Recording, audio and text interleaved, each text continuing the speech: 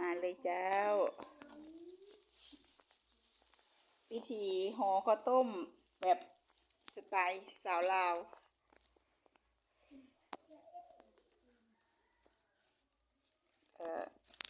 สิมี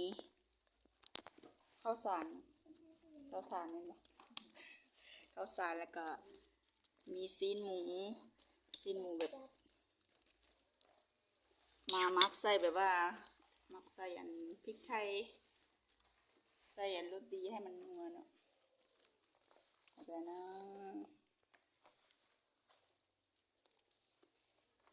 มันแกะช้าหน่อย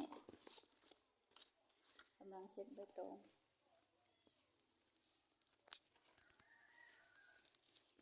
มาเบิ่งวิธีการห่อเลยเนาะ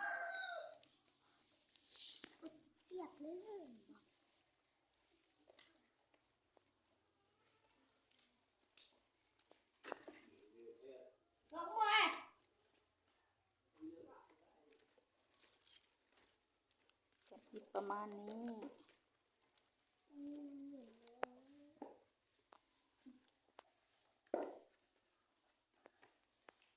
มือก็ยังเสาหิบอยู่อะมึงมาวันดีหิบเนี่ยมันนะแต่งมาไม่ซับหมดออกมาอันนี้แบบเป็นอันวิธีการห่อข้าวต้มแบบอันสไตล์แบบลาวๆเด้อ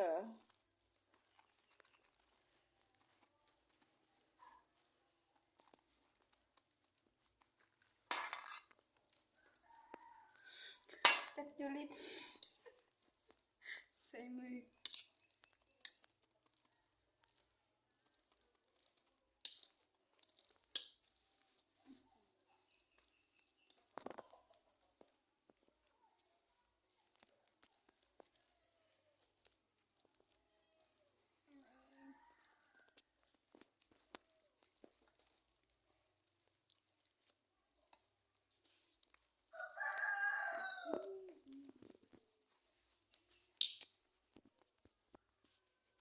อุปกรณ์ก็สิมีใบตองแล้วก็นะมีข้าวแบบ หนักเลยบางเราเลือกตลาด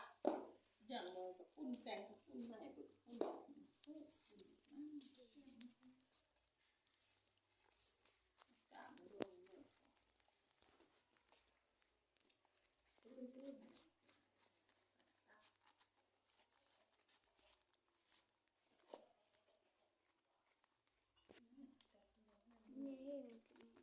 เนี่ย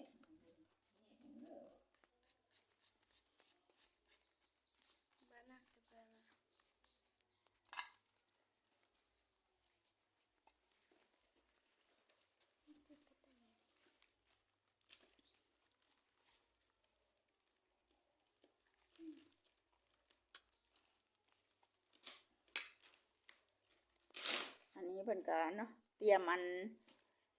ห่อข้าวต้มอัน